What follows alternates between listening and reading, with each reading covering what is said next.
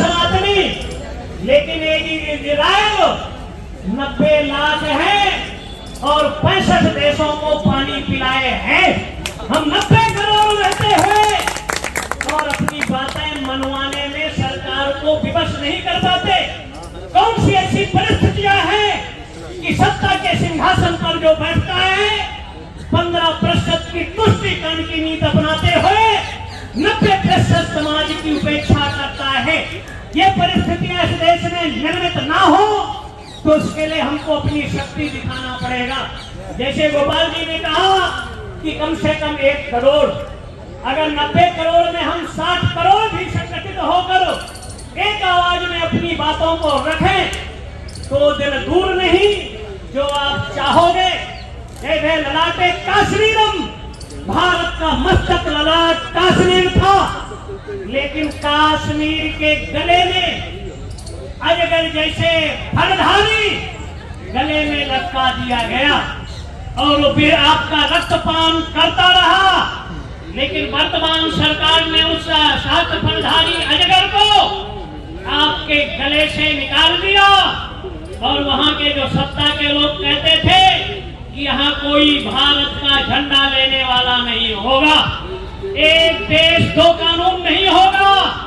उस समय तत्कालीन कांग्रेस सरकार के मंत्री थे श्यामा प्रसाद मुखर्जी, उन्होंने पदयात्रा किया और वीजा नहीं लिया, कश्मीर में उनको ले गए, इलाज के नाम पर 15 किलोमीटर दूर रखा, इंजेक्शन के नाम पर पिसका और पौष्टिक आहार के नाम पर 2 बजे रात को पिस दिया गया और मार दिया गया। लेकिन उन्होंने जो उस समय सपना देखा था, सरकार से परित्याग किया था, आज इस कश्मीर सेवागम की दृष्टि से, अभिनव गुप्त की दृष्टि से विश्व का राष्ट्रीय सौंदर्य जहां उपास्य होता है वो श्रीनगर था, जहां भगवती राजराजेश्वरी त्रिपुर सुंदरी का स्थल होता था, जहां कश्मीर की क्यारी के केसर से भगवती का अर्चन वंदन करते थे। लेकिन आज सनातनियों ने अपनी उपासना आराधना का परित्याग करो, जहां हमारे देश के जल सेना, थल सेना, वायु सेना ने आज विधर्मियों को सीमा पर 72 घोड़ों के पास भेज रहे हैं। लेकिन जहां भारत की पार्लियामेंट सुरक्षित नहीं थी, बंबई सुरक्षित नहीं था, विधानसभा, बनारस का संकट मोचन, गंगा की आरती, लेकिन वर्तमान सरकार आने के बाद लेकिन एक 28 दलों का यहाँ गठबंधन बना जो आतंकवादियों का संरक्षण संवर्धन करो। अमेरिका के सोरस जैसे व्यक्ति भारत की सरकार के विरुद्ध, भारत के सनातनियों के विरुद्ध षड्यंत्र रचता है। चाइना मीडिया के माध्यम से खरीद करो, भारत के विरुद्ध षड्यंत्र का अनेक तरह का उपक्रम रचा जाता है। यहाँ जनप्रतिनिधि अगर 100 रुपया में अगर बिको भी तो कोई 100 रुपया में, कोई 1000 में बिक रहे हो, अपनी कीमत इतनी लगाओ कि आपको कोई खरीद नहीं सके। आप रत्न के रूप में है, हीरे के रूप में है, दुनिया के लोग खरीद नहीं पाए, भारत को बर्बाद नहीं कर पाए। लेकिन भारत का 15 से 20% डेमोक्रेसी के राजनीतिक अस्तीन के सांप के रूप में भारत को बर्बादी का दिवा स्वप्न देखते हैं। वो तमिलनाडु का मंत्री, कर्नाटक का मंत्री और बिहार का मंत्री सनातनियों का विष कहता है, डेंगू कहता है, मलेरिया कहता है, जो अपने विनाश का आमंत्रण दे रहे हैं। ऐसे लोगों के लिए जिनको भारत के संविधान में आस्था नहीं, भारत की एकता में अखंडता का वातावरण निर्माण करते हैं, ऐसे लोगों के लिए एक राष्ट्रीय कानून बनना चाहिए। जैसे पाकिस्तान में ईश निंदा है और उनको पटक पटक कर पीट पीट कर मार दिया जाता है। जो भारत की अस्मिता, एकता, अखंडता में बाधक बनना चाहते हैं, ऐसे लोगों के लिए देशद्रोह का कानून होना चाहिए। वो खुले में न घूमे, उन लोगों को जेल में डाल देना चाहिए। ऐसे ऐसे नेता हैं, ये हमारे जवान 0-18 में देश की सीमा में अपने प्राणों को हथेली के लिए देश की रक्षा करते हैं। जब ये मरते हैं तो नेता कहते हैं तो मरने के लिए सेना में भर्ती हुए हैं और तुम देश को लूटने के लिए हुए हो। इसलिए अगर इस देश का आईएएस, आईपीएस, इंजीनियर, डॉक्टर 62 साल के बाद रिटायर हो जाता है, 65 के बाद ये डेमोक्रेसी वाले 4-4 वेतन लेते हैं।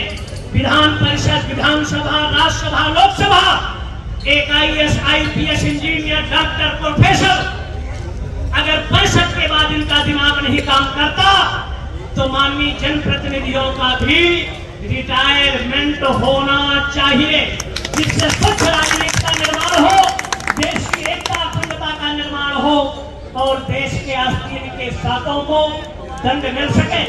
अगर ड्राइवर के लिए, क्लर्क के लिए योग्यता अनिवार्य है तो जनप्रतिनिधियों के लिए भी योग्यता अनिवार्य होना चाहिए। लेकिन इस देश के बहुत से मंत्री हैं जो अंगूठा टेप हैं, एबीसीडी, काथा गागा या अलिफ ए के पेते का ज्ञान नहीं और विभिन्न विभागों के मंत्री बने बैठे हैं। इसलिए स्वच्छ राजनीति, इसलिए जो योग्यता होना चाहिए, योग्यता के आधार पर, और जो जातिवाद की राजनीति यहाँ चल रही है जिसका परिणाम विदेश के 18 देश बर्बाद हो चुके हैं। इसलिए जातिवाद से ऊपर उठकर और आरक्षण का आधार जाति नहीं होना चाहिए, आरक्षण का आधार आर्थिक होना चाहिए। जाति देखकर किसी की गरीबी और अमीरी नहीं आती है। जो आर्थिक दृष्टि से गरीब है उसको स्थान मिलना चाहिए। लेकिन अगर जाति के आधार पर डॉक्टर बन गया, उसको सुई लगाने का ज्ञान नहीं, रोगी मरेगा, अस्पताल में तोड़फोड़ होगी, अराजकता का माहौल निर्मित होगा। ये इस देश में ना हो, इसलिए योग्यता अनिवार्य होना चाहिए। और ये तभी होगा जब आप संगठित हो, सचेत हो, एकमत्र हो। एक तरफ विधर्मियों ने चालें चल चुके हैं, तलवारें निकल चुकी हैं, आपकी गर्दनें झुकी हैं और विधर्मी आपके गर्दन काटने के लिए तैयार है। तिरंगे पर रखकर पार्टी विशेष के लोगों ने गाय का गर्दन काटा है। ऐसे विधर्मियों के लिए हमको उनके भी गर्दन पर अपनी तलवार को चलाना होगा, क्योंकि गांव विश्वस्त मान रहा। गाय को हम मां कहते हैं और मां के पुत्र के रहते गाय का कत्लेआम हो रहा है, गाय की दुर्दशा हो रही है। योगी जैसा व्यक्ति गाय के लिए काम यूपी में किया है और वो काम केंद्र सरकार के माध्यम से भी होना चाहिए। तो हम तो अपनी बात सरकार को सुनाने के लिए आए हैं, कहने के लिए आए हैं कि अगर 95% लोगों की बात सुनी जाती है तो हम लोगों की भी बातें सरकार सुने, उसको अमल करे और गाय को राष्ट्रमाता गौ मंत्रालय का निर्माण कर गाय का संरक्षण संवर्धन, और अगर कोई गाय को काटता है तो आईपीसी सीपीसी के तहत उस व्यक्ति पर गाय की हत्या का मुकदमा दर्ज किया जाना चाहिए। गौशालाओं को, गो बूचड़खानों को निर्देश जारी होना चाहिए कि गाय नहीं कटे। मोदी जी ने 16 में कहा था नवंबर या दिसंबर में कि हम बंदरगाहों पर मशीनें लगवाएंगे और गाय का मांस निर्यात नहीं होगा।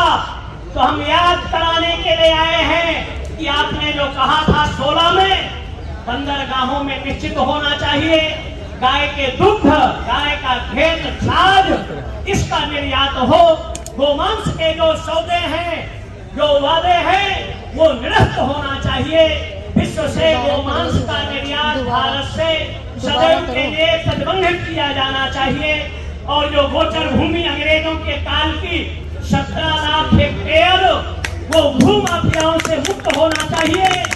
गाय के नाम पर कुछ जो दुकानें चला रहे हैं, सब लोग चाहते हैं वो हत्या प्रतिबंध हो।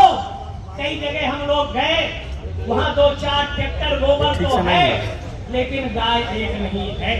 इसलिए गायों का संरक्षण हो, संवर्धन हो।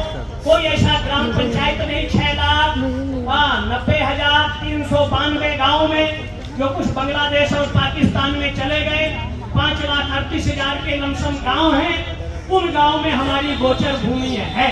वो सरकारी जो माफिया लोग कब्जा किए उनसे मुक्त हो। वो अभयारण्य जैसे शेरों का निर्माण अभयारण्य का हुआ तो सरकार वो अभयारण्य का निर्माण करे।